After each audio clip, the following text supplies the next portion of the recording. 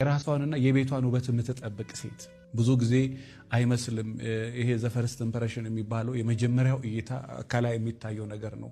በጣም የምትኳኳል፣ በጣም ራሷን የምትጠብቅ ቤትም ይሁን ውጪም ይሁን በእያንዳንዱ ነገር ራሷን የምትጠብቅ ሴት እኔ 100% እርግጠኛ ነኝ ማንም ወንድ ሊነቃት አይችልም።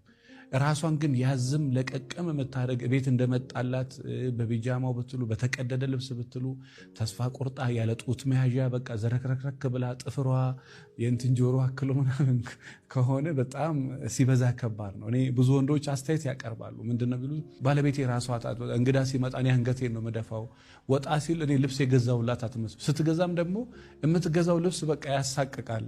ምንድነው ይሄን አልስከል ድረስ ወይ በጣም ያረጀ ልብስ ነው የምትገዛው ወይ በጣም ይወጣ ልብስ ነው የምትገዛው። ጸጉር አሰራሯ ራሱ ያስደነግጠኛል።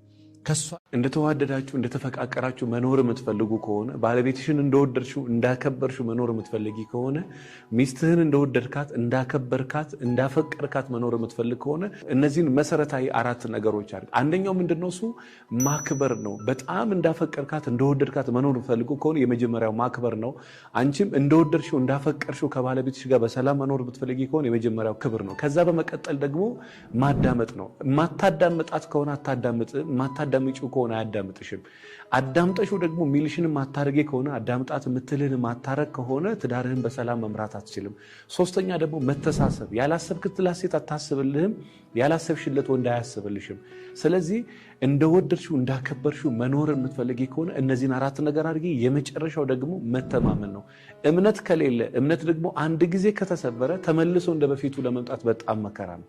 ስለዚህ እንደተዋደዳችሁ እንደተከባበራችሁ እንደተፈቃቀራችሁ እንዳከበርካት እንደወደድካት እንዳፈቀርካት እድሜ ልክን በሰላም መኖር የምትፈልግ ከሆነ እነዚህን ህጎች አድርግ። መከባበር፣ መደማመጥ፣ መተሳሰብ፣ መተማመን። እነዚህን መርህ ካረካቸው ቤት ሰላም ነው፣ ትዳር ሰላም ነው። ቤትሽ ሰላም ነው፣ ትዳርሽ ሰላም ነው። ስለ ትዳር መማከር አሊያም ስልጠና ፈልጋለሁ ምትሉ ካላችሁ ወደ መልሕቅ ጎራ በሉ። 09774050 ላይ ደውሎ ህዳር 2 የሚጀምር ቅድመ ጋብቻ ስልጠና አለ። ያላገባችሁ ወጣቶች ስለ ጋብቻ በቂ እውቀት ማግኘት የምትፈልጉ ከሆነ ጥቂት ቦታዎች አሉን። ቀድማችሁ ተመዝገቡ።